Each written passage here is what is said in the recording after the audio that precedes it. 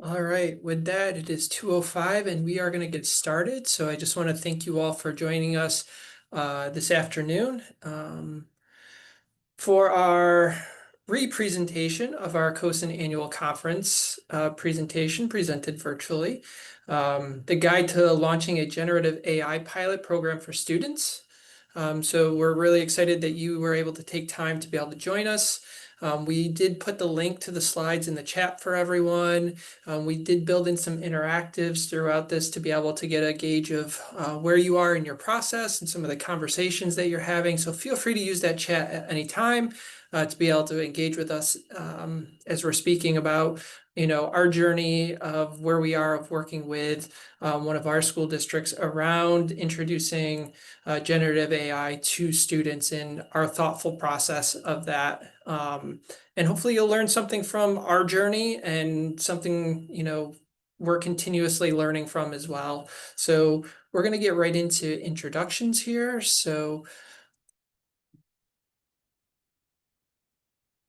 I'm going to start with my name is Dustin Andrus. I'm the Administrator of Educational Technology at Broome-Tioga BOCES. I work with 21 different school districts on their educational technology, instructional technology initiatives, providing professional learning and overseeing a team of 11 who works with those school districts. At the time of this presentation, I was our NYSCAPE president, which is kind of our CoSN partner. I am now past president as those things shift over. But I am here with my wonderful colleague, Alex. So I'll let Alex introduce herself. Thanks, Dustin. Hi, everybody. I am Alex Ackerman. I am with the South Central Regional Information Center of BT BOCES. My official title is Administrator for Managed Technology Services. I am the Acting Director of Technology for the Binghamton City School District. So I work with the district on their technology initiatives, budget, procurement, working with vendors, all of those types of things. And it's that last one in particular that really came in handy as we worked through this pilot and really worked to, as Dustin said, bring AI usage to students in a thoughtful and responsible way. Thank you all so much for joining us today. We're really excited to share this. Yeah. So we both work at an educational agency similar, if you're in Pennsylvania, they have intermediate units. I know other states have a similar sort of setup, but we are at a BOCES / Regional Information Center that provides educational services to our component school districts. So specifically today, we're interested in this idea of, just for you all to take a couple minutes and just let us know where you're at in your process of implementing AI with your students and staff, just where are you in this journey? And then we'll dive into how we got to where we're at. So I'll give you a couple minutes just to use the chat, throw in some information, let us know where you're at.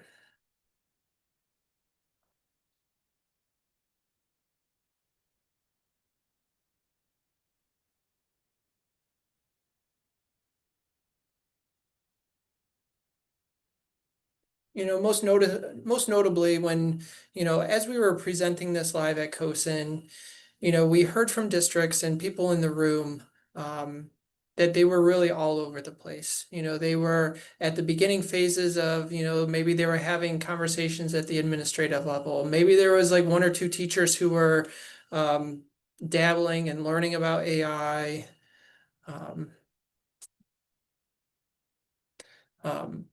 Yeah, I see Sarah put in there about developing protocols still, thinking about what does this mean for elementary students.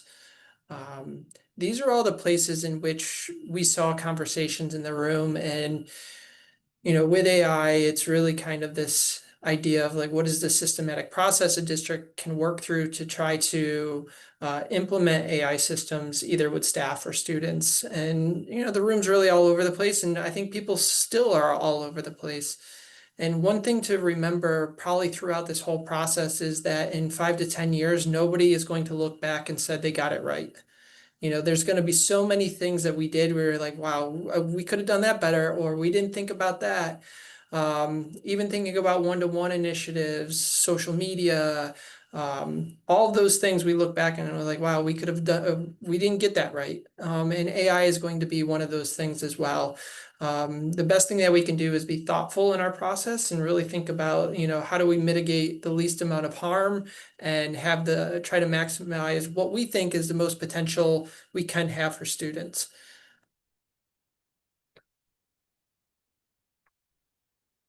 I see some great information here in the chat for everybody.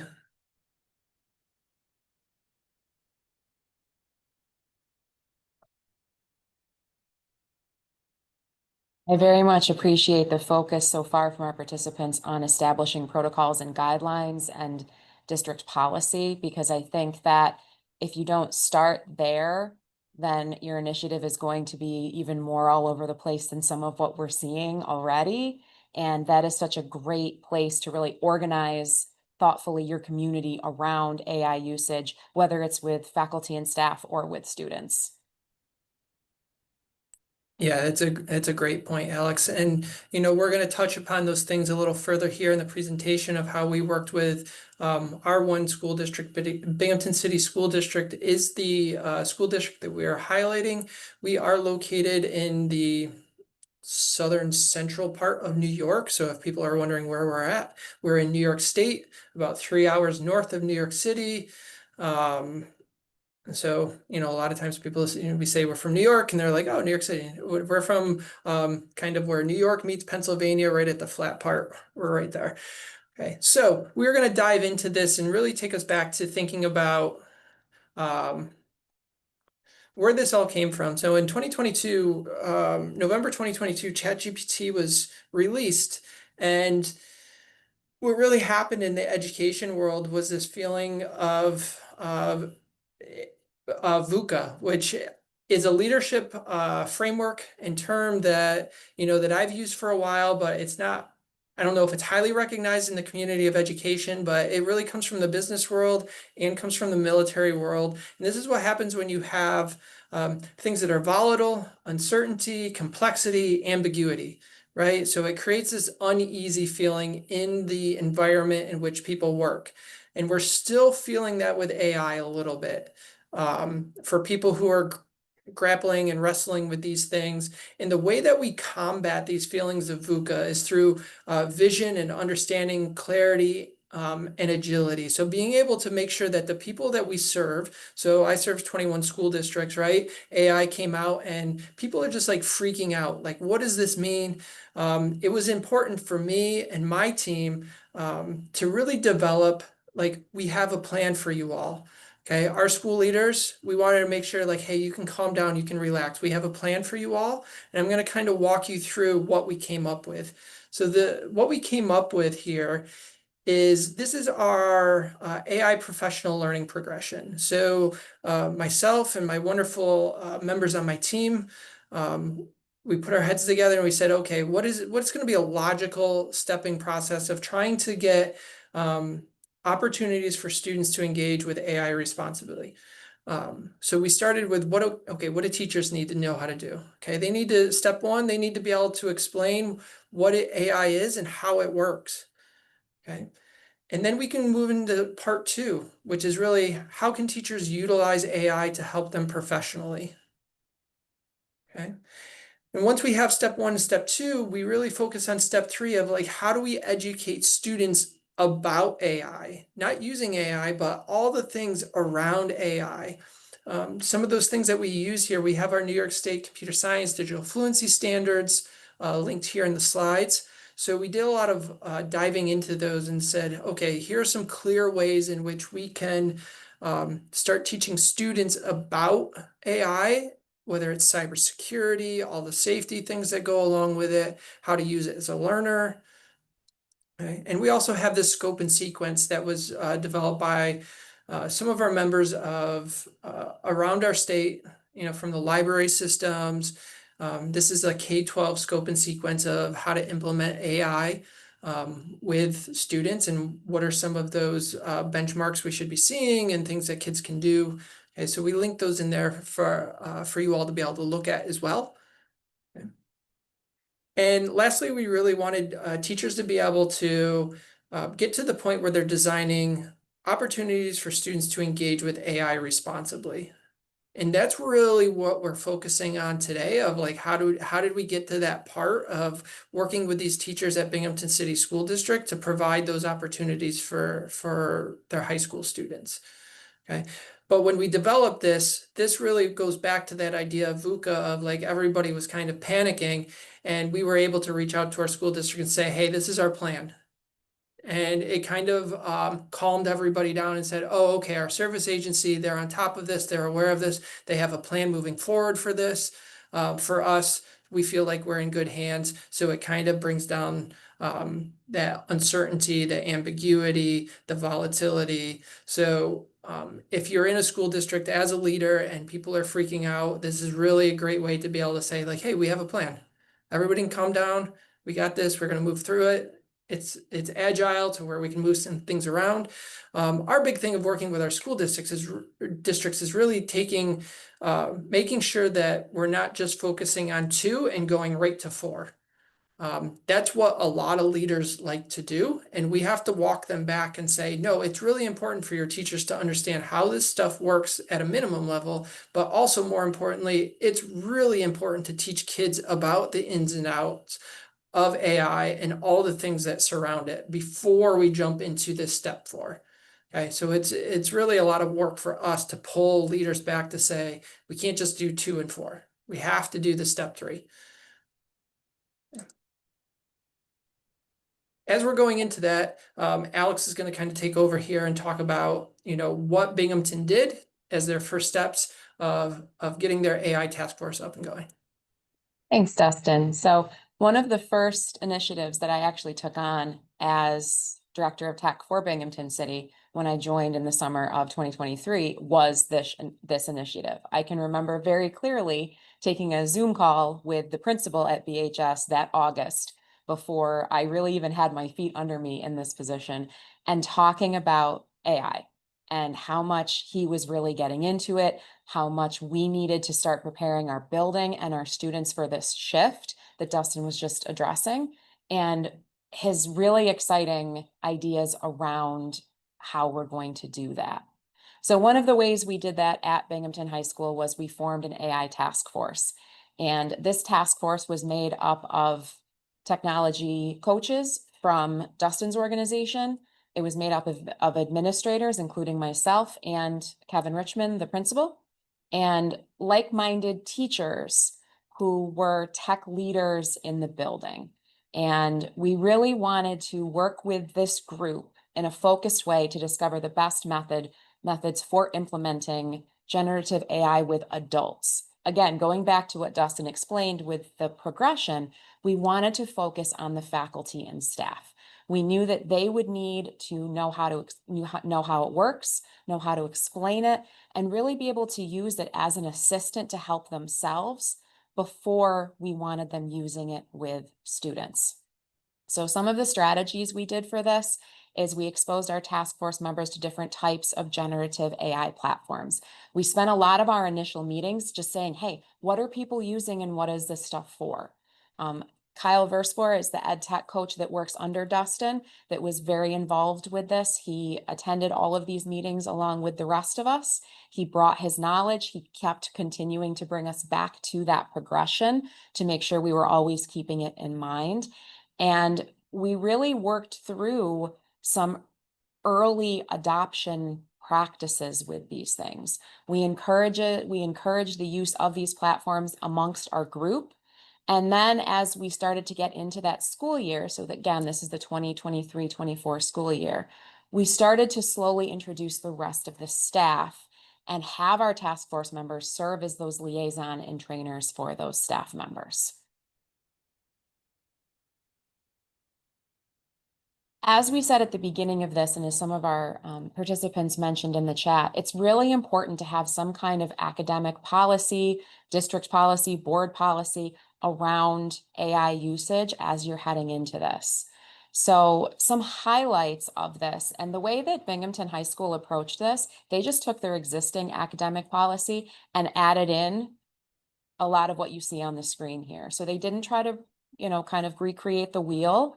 They didn't want to change everything drastically, and you don't need to. So they really wanted to focus on the most important thing to address concerns is that AI use by students is restricted to staff authorization. If staff doesn't want students using AI on their assignments, using AI as tutors, using AI to help them, then students shouldn't be doing so. And as one of the main concerns that are brought up, Kevin wanted to make sure that they addressed the cheating issue. I'm sure as educators, we all are aware that that is almost the first thing that comes up in conversations around AI. Students are going to use it to cheat. This is why you need that covered in your academic policy. So we wanted to also make sure that we addressed a data privacy agreement. New York State has very specific laws that connect to data privacy. Education Law 2D is the name of kind of the overarching legislation that talks about the different agreements that school districts must have with educational platforms that store and keep student data. So we really wanted to make sure we were emphasizing with our faculty and staff and our students that their data should not be going into platforms that we didn't have an agreement with. Because not only do we want to be good stewards of our students' data, it's the law. So we really wanted to make sure that that made it into the academic policy so it was clear and reiterated for everybody to see. On the staff side of things, there were a couple of things that we wanted to make sure to highlight because we never wanted AI to become a substitute for good teaching and good pedagogy. So we wanted to make sure that our staff knew that they are free to utilize AI as an assistant for supporting their curriculum delivery, for assessing their student learning as long as it fits in with district priorities, and to help them provide personalized feedback. But we never wanted to take the adult and the student relationship out of the equation. We wanted to make sure that our teachers were still forming those relationships with their students that is so important. So we just wanted to emphasize that they cannot use AI in any way that replaces those traditional teaching methods.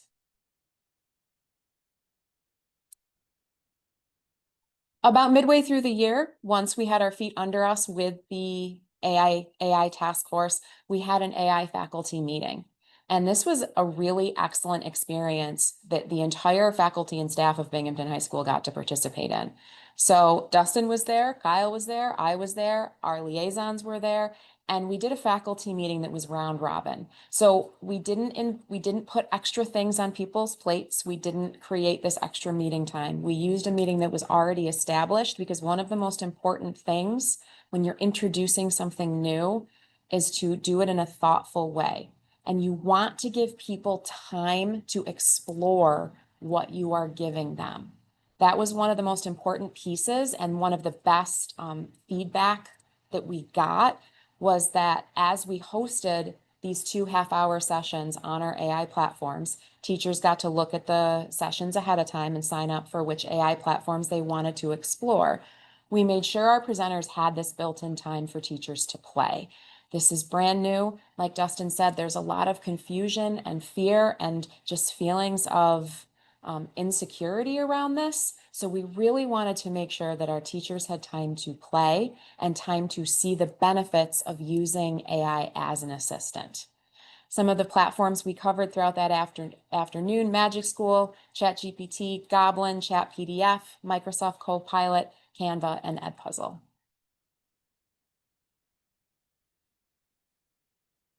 One of the biggest pieces of feedback that we got, and it was actually something that someone said in our chat here as well, AI is here to stay. It is not going anywhere. And in fact, it is taking over more and more every day, it seems.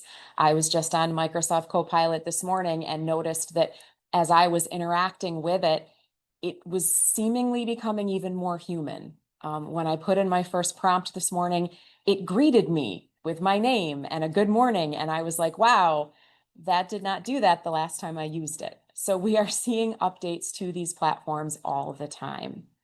So as we look back at that progression that Dustin shared with us at the first part of this presentation, we were doing pretty well with 1 and 2 at Binghamton High School. things were moving forward. We were giving teachers opportunities to utilize the capabilities of AI to help them professionally. Our teachers were getting better at explaining what AI is and how it works. But now we needed to shift them to that 3 and that 4 stage, where our teachers are designing those learning opportunities and they are educating students through those learning opportunities. And then they are designing learning opportunities so that the students are actually engaging with artificial intelligence. So those were the questions that we had at the end of the school year. How are we going to advance this work forward?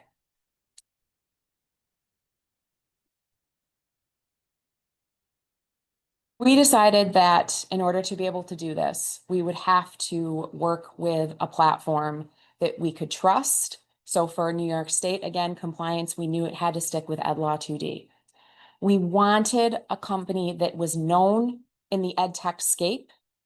And we also wanted to make sure that the platform we went with to help our students and teachers approach this responsibly had ample guardrails and features for our teachers to be able to see what students were doing, help when students were using things inappropriately, and also provide some lessons and some other backups just in case students or teachers got stymied with this whole subject of AI. We also wanted to go with a vendor that was supportive and communicative. And so that led us to the vendor that we ended up working with at the time, which was Skillstruck. This is not going to be for the rest of this presentation an advertisement for Skillstruck, but we did want to put it out there that this is the platform we decided to go with as our district. There are many others out there that may suit your needs and your data privacy laws in your area, but this was the company that we went with.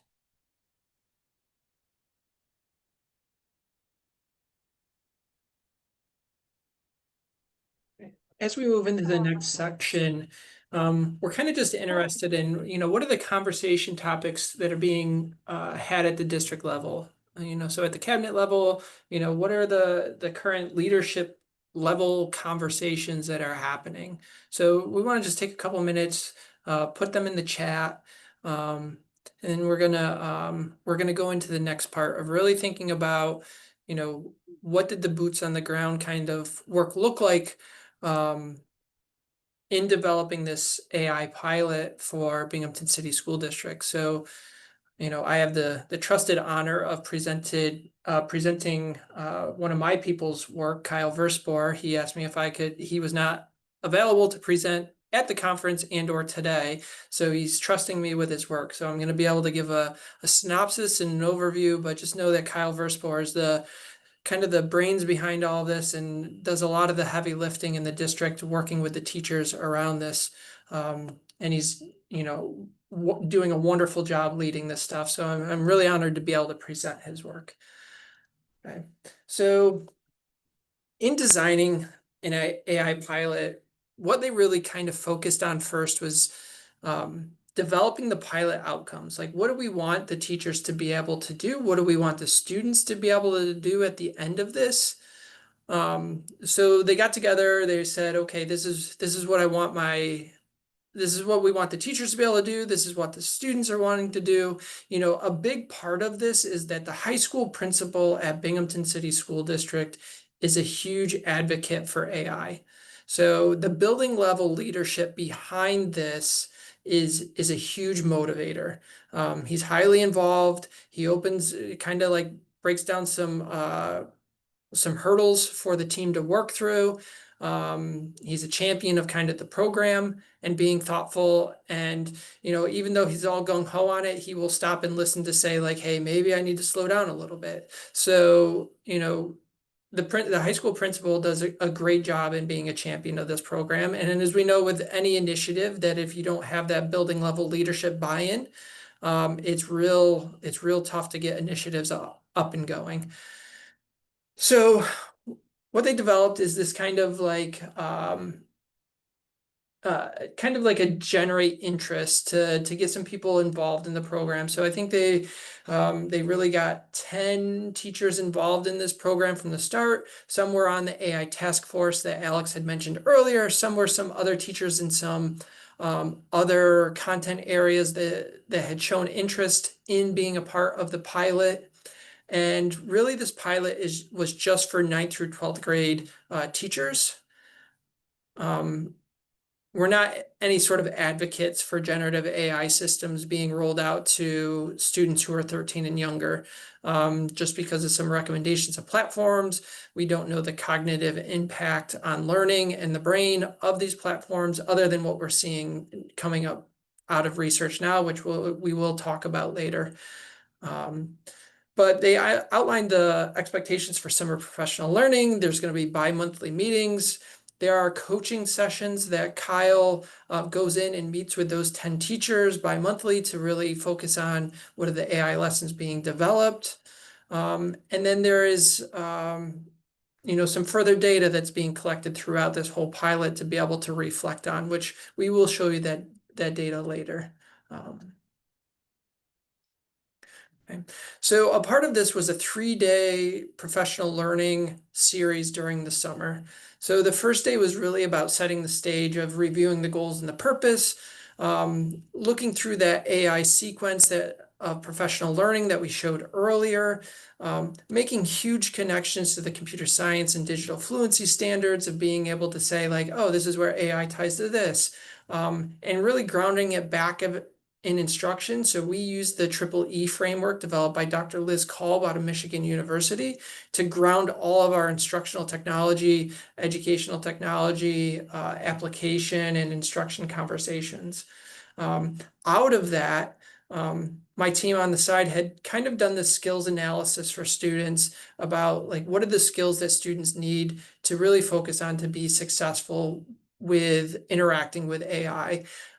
So media literacy, ethics in AI, this idea of prompt engineering, which can fall under computational thinking and critical thinking, and cybersecurity. Okay. So these are kind of the areas in which we have focused. What did the students need to be successful with AI? And that was kind of day one of thinking through that. And in the afternoon, they started building lessons that addressed these 4 skills connected to the computer science digital fluency standards, but also these core areas of media literacy, ethics in AI, cybersecurity, prompt engineering. This is really that step 3 of teaching the students about AI, so they're prepared for that. And as we go through this more, the second day is really about introducing them to the platform, which was Chat for Schools by Skillstruct, giving them the how-to, how does this work, and really doing these final measures of success for the pilot. All of these things are linked here. So if you have the slides, which are in the chat, you can navigate to those to be able to look through those. Okay. The afternoon was really about how do we build some tutors within the platform, and thinking about how do we get students to interact with those tutors in meaningful ways, and kind of like setting personal goals for themselves as educators of working with AI with students.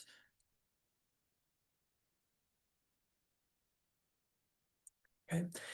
And day 3 really came down to some nitty-gritty work. This is where Kyle had the teachers look through Leon Furr's work that he has done of kind of culminating all these different states' ways of, North Carolina came out with this red, yellow, green sort of way in which students are told that they can use AI in classroom. There's like the stoplight method, there's some other acronyms. It's all linked here and culminated here. That's Leon Furr's work. So Kyle had them go through that and said, okay, after looking through all these different models from different states and what they've done, what can we build one that feels good for Binghamton City School District? Okay. And this is where we got to. So the teachers developed this kind of like honeycomb method of they didn't like the red, yellow, green because it seemed like this was good and this was punitive. And, they really came back to this idea of some neutral colors. And what they developed was these topics in which teachers can elect to have students engage with AI on assignments. So the teachers have full control. So they just say, yep, it can be used for organizing. So on the assignment, they will color in the honeycomb in which the AI can be used. So maybe it can be used for organizing and brainstorming. So those will be the two that'll be colored in. Or it says no AI. Okay, that's the one that's colored in. Okay, so there are teacher and student versions written up, really saying like how these things can be used. And I see Sarah put in the chat about citing how AI was used every time. So that is a part of the district work, especially with outlining these, that the students have to either attach their transcript of what they did using the platform and cite how AI was used to influence their work. So that is a part of the policy here. Let me see if I can pull it up here. So like this is kind of the representation of what that looks like. So we see the citation, the description, and the use case. So this image right here, there's an educator one and there's a student version at the district in all the classrooms to be able, so students can really see a representation of that. Okay. And here's a sample of this. You may use the chat function to brainstorm debate topics about the Great Gatsby. You must submit the brainstorming conversation you had with AI and find quotes and scenes from the book to back up your argument. Okay. So these are just some examples of some of the work that Binghamton City School District has developed. Okay. And this is just another interactive. So if you're liking some of the things that you're hearing about what we've done so far, that you're maybe thought were thoughtful, feel free to throw them in the chat. Okay, but we really want to talk through like what are some of the early signs of success and some of the things that we work throughout this process. So really one of the first things that we saw that we didn't think about was the oral reading fluency ability of our 9th through 12th graders who are engaging in AI. So, with these systems, as you know, when you put in an input, usually these AI systems will put out a very long conversational output to where the sentiments and the attitudes of the students are very much of like, I'm not reading all of that.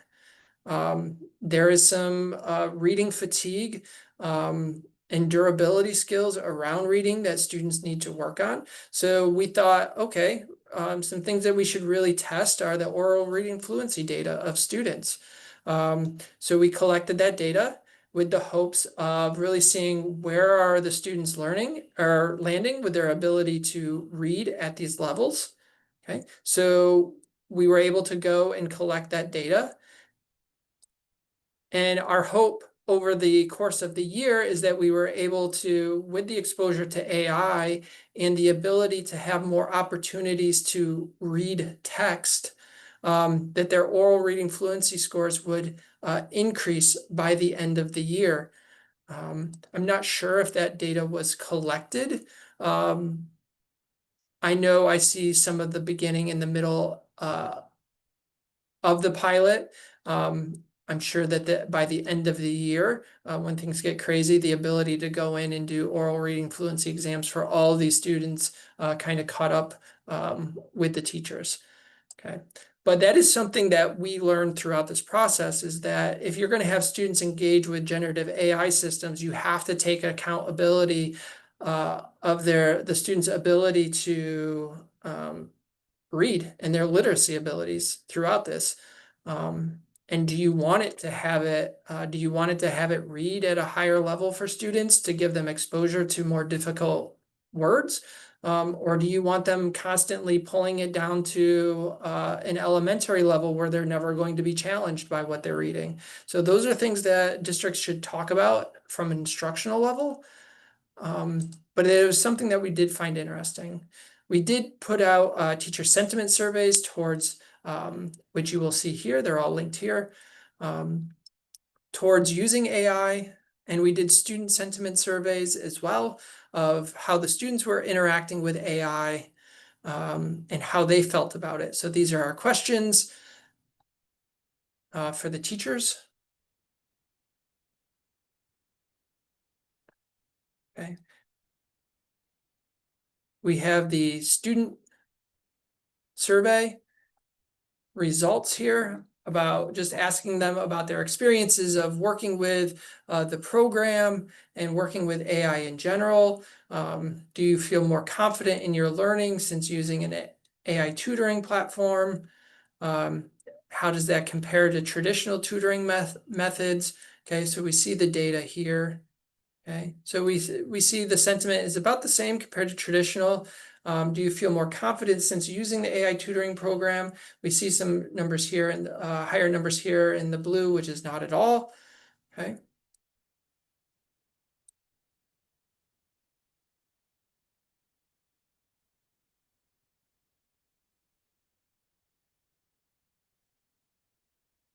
Okay, so how much did it help you learn?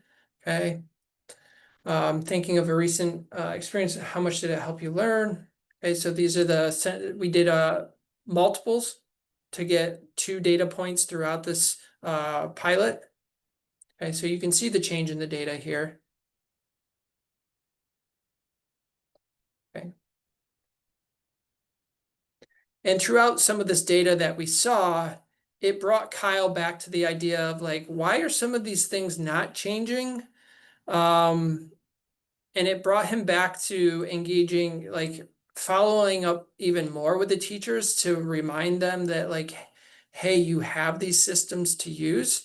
So we should really think about how are we redesigning our lessons for students to engage with AI responsibly? Because once teachers get into the kind of like the nitty gritty of their everyday teaching, they kind of forget like, oh yeah, I have to do intentional design and redesign for my students to have these opportunities to engage in AI with a meaningful experience. Else it just becomes one of these platforms that just sits there. So that is something to think about that it's something that we did not anticipate. But moving forward, we are realizing that it takes a lot of work on an instructional technology coach or an administrator to constantly be bringing those teachers back to their instruction to say, you have to do a redesign for this to be meaningful work. And if anybody's been involved in redesign of teacher instruction, that's a big cruise ship to move, okay, to get that thing to turn. Okay, so just know this isn't just a turn 180 and like, hey, everything's great and everything's moving the way it needs to move. Okay, it takes a lot of work and a lot of support. Okay.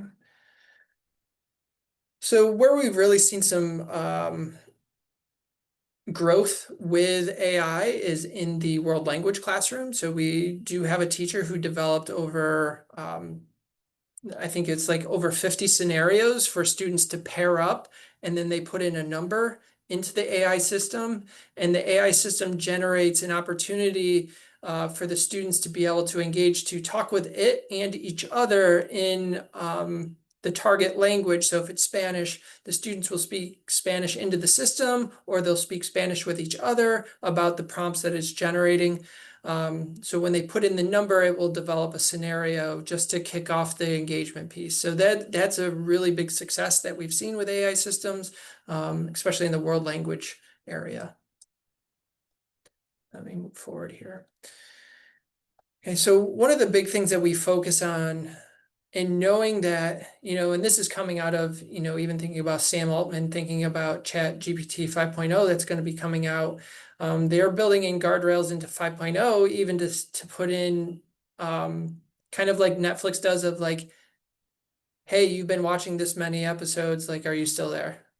It is putting in a break in ChatGPT 5.0 to give the user saying like, hey, you've been using this a long time. I think you need a break. Because we know that is based on research that we've seen that it's affecting cognitive abilities of people to be able to do critical thinking. So we know that is a thing for adults. To extrapolate that, we can probably guarantee that it is a thing for K-12 students who maybe even haven't even had the ability to do critical thinking yet. So we are super cognitive of those things and the learning process, to where we have developed this model, this AI collaborative thinking process, that we're never going to ask students to engage with AI first before consulting with another human being. So we have the humans do the thinking first, and then the humans can think with AI and collaborate with AI. And then the humans are going to do critical analysis of that information to say, does this make sense to me? Okay, we do this in our professional learning for adults. This is how we are asking our teachers to be able to have students interact. Okay, we're trying to mitigate any risks of cognitive offloading. We're not trying to take away students' original thinking and their first thought and their creativeness. And these are just some of the reasons why that we are engaging with that. And for us as an organization, we don't recommend to any of our schools, like I said before, Gen AI to be used with students who are in middle or elementary school. We want them to develop those skills. We don't want to take away the ability for them to even do critical thinking before they've had that opportunity. Okay, so I'm going to pass it over to Alex now.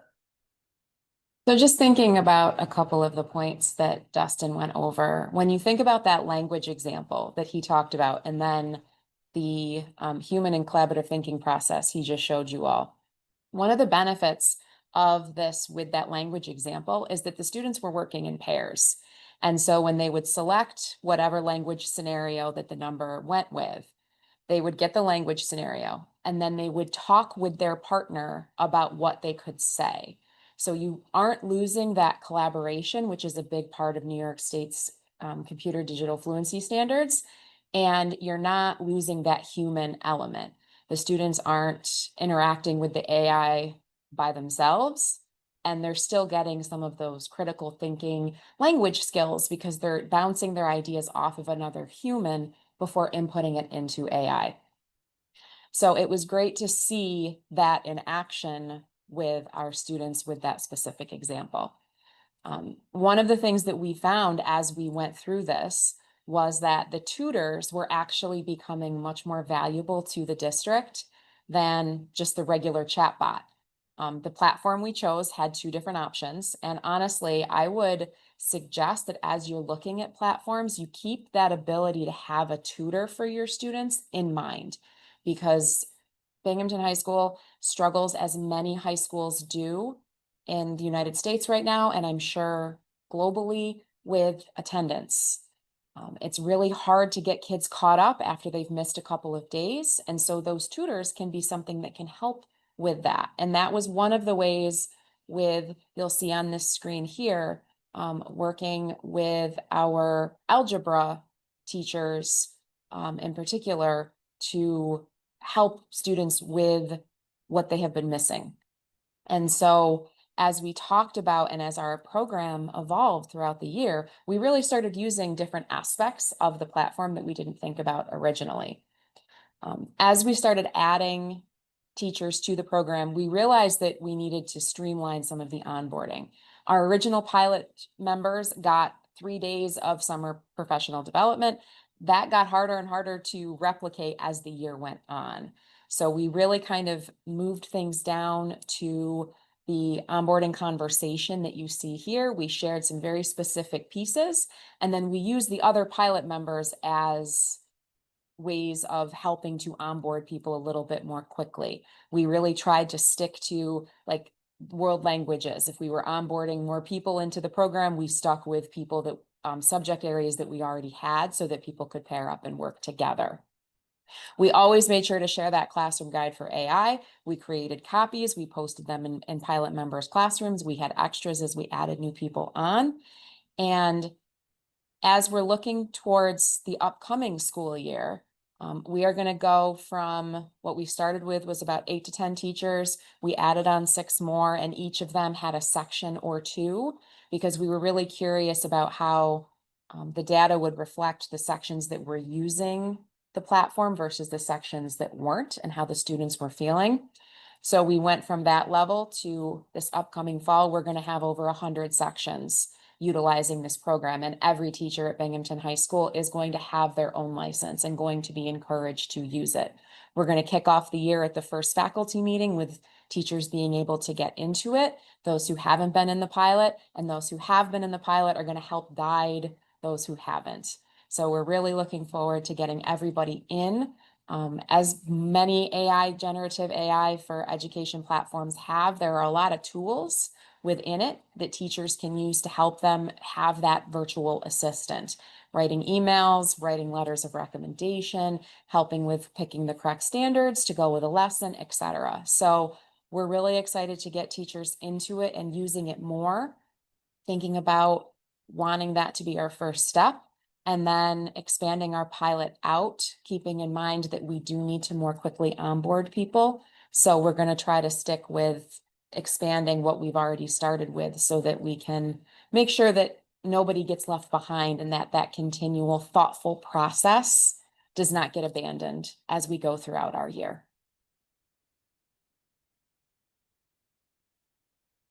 If you want to learn more, COSN has their online courses and workshops. So here's some information on that. For our participants that have stuck around, if you have any questions for us, we are happy to talk through anything that you might be wondering about our pilot or about AI usage in schools. Justin, I don't know if you have anything else to add. I don't, other than thanking everybody for joining us today. And, if you all have questions, like Alex said, please put them in the chat. We're happy to answer anything for you all.